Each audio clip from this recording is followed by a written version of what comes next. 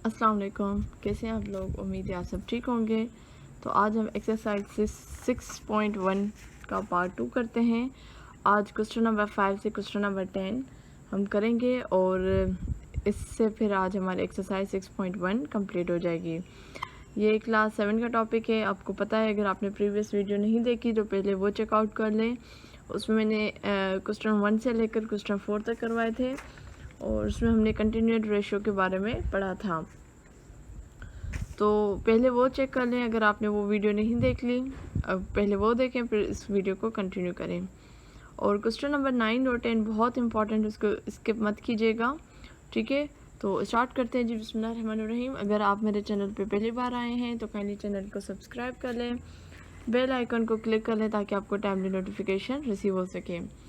तो देखिए, हमने हाईएस्ट कॉमन फैक्टर्स के भी वर्ड प्रॉब्लम किए, एलसीएम के वर्ड प्रॉब्लम किए, स्क्वायर रूट के वर्ड प्रॉब्लम किए, हमने direct proportion, inverse proportion, ratio, उसके अलावा हमने जो अर्थमेटिक ऑपरेशन है उसके वर्ड प्रॉब्लम्स किए।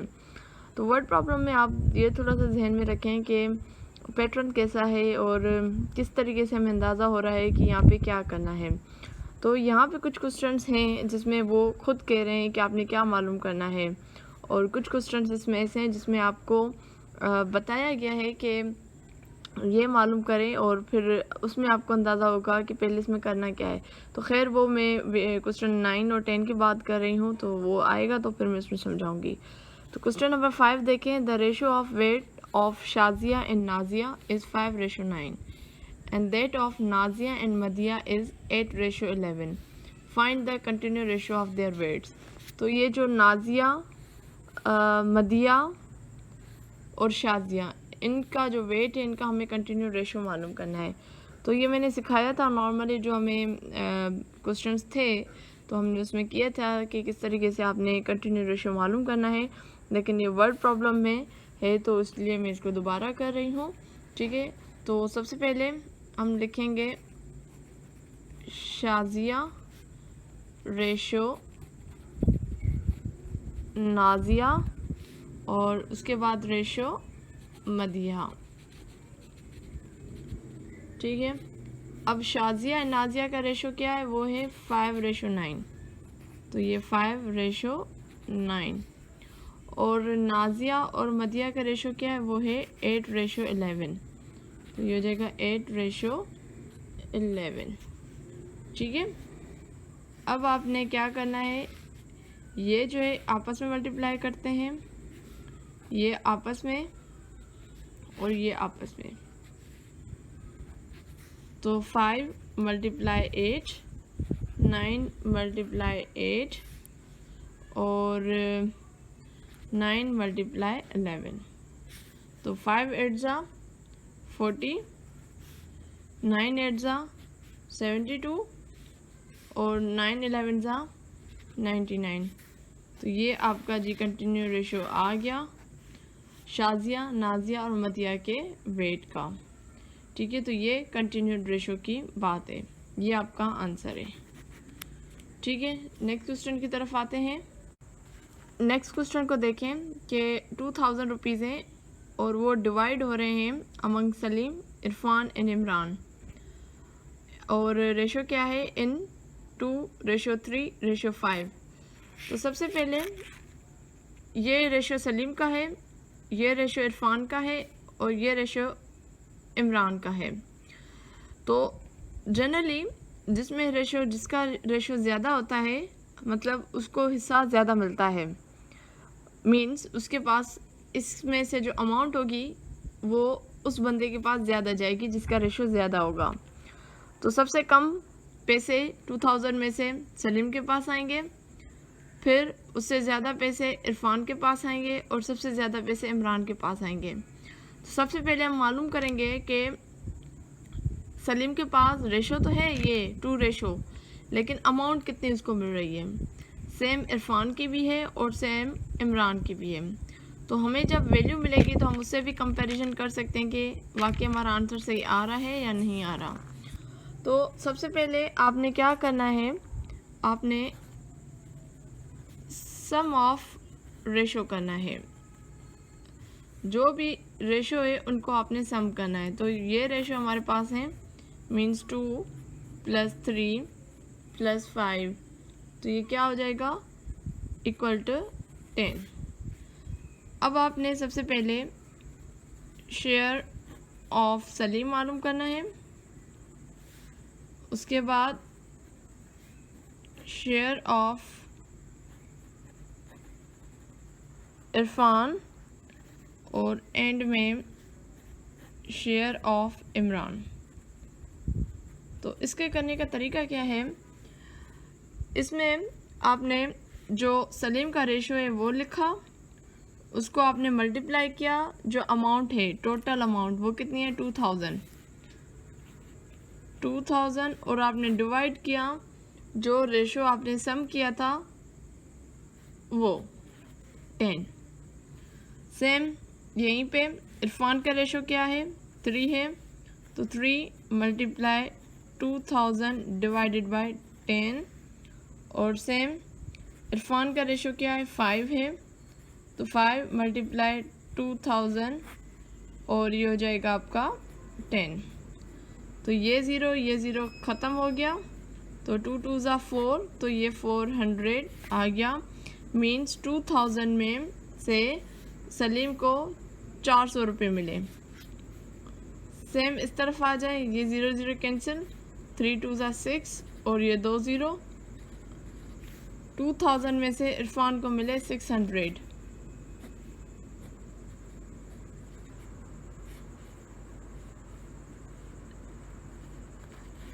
और इमरान को मिले 1000 रुपीज़। तो देखिए हमें यहीं से अंदाज़ा हुआ था कि इमरान के पास सबसे ज़्यादा अमाउंट आएगी। तो देखें इमरान के पास सबसे ज़्यादा आई, उसके बाद कम इरफान के पास होगी 600, और सबसे कम जो है सलीम के पास होगी, और ये है 400। आप अपने आंसर को चेक करने के लिए आप इनको प्लस करें, ये जो आपने वैल्यू मिली है ना इनको प्लस करें, तो ये शुड बी इक्वल टू 2000। तो इसको हम करेंगे 1000, 1600 और 400 ऐड करेंगे तो 2000 कंप्लीट हो गया। दैट्स मीन ये हमारा आंसर सही है। ठीक है, अब आते हैं क्वेश्चन नंबर 7 की तरफ। क्वेश्चन नंबर 7 है कि the ratio of marks obtained by 3 friends in annual examination is as under. मतलब 3 दोस्त हैं और उन्होंने मार्क्स लिए, तो उनका रेशो ये है। अख्तर और अज़ीज़ का रेशो है 3:4, अज़ीज़ और अनस का रेशो है 5:7। तो आपने कंटिन्यू रेशो मालूम करना है इनके मार्क्स का। तो जो क्वेश्चन हमने किया था शाजिया, नाजिया और मदिया वाला, ये सेम तरीके से पैटर्न चेंज वहाँ पे वेट का था, यहाँ पे मार्क्स का है। तो कर लेते हैं हम ये। तो सबसे पहले हम लिखेंगे अख्तर रेशो अज़ीज़ रेशो अनस। तो अख्तर और अज़ीज़ का रेशो क्या है 3:4। अज़ीज़ और अनस का रेशो क्या है 5:7। ये इसके साथ मल्टीप्लाई ये और ये, तो 3 × 5, 4 × 5 और 4 × 7। तो ये जो है 3 5 15, 4 5 20 और 7 4 28। तो ये आपका आंसर आ गया। आप देखें अगर कोई सिंप्लीफाई हो रहा है तो इसको कर लें, कोई टेबल जा रही तो कर लें, लेकिन यहाँ पे कोई टेबल नहीं जा रही। इस पे और उस पे 5 की लग रही, लेकिन इस पे नहीं लग रही। इस पे और उस पे 2 की लग रही, तो इस पे नहीं लग रही। तो इसलिए ये सिंप्लीफाई नहीं होगा। तो यही इसका क्या है आंसर है। क्वेश्चन नंबर 8 को देखें कि the ratio in the property of family members are as under. अब ये प्रॉपर्टी का रेशो है। The ratio of property of father and mother is 5:2, mother and daughter is 3:4 and daughter and son is 6:7। तो आपने इसमें भी continue ratio मालूम करना है। तो सबसे पहले हम इनके लिख लेते हैं किस किस के बीच में है। फादर, मदर, डॉटर और सन। तो फादर और मदर के बीच में कितना रेशो है 5:2 और मदर और डॉटर के बीच में कितना है 3:4।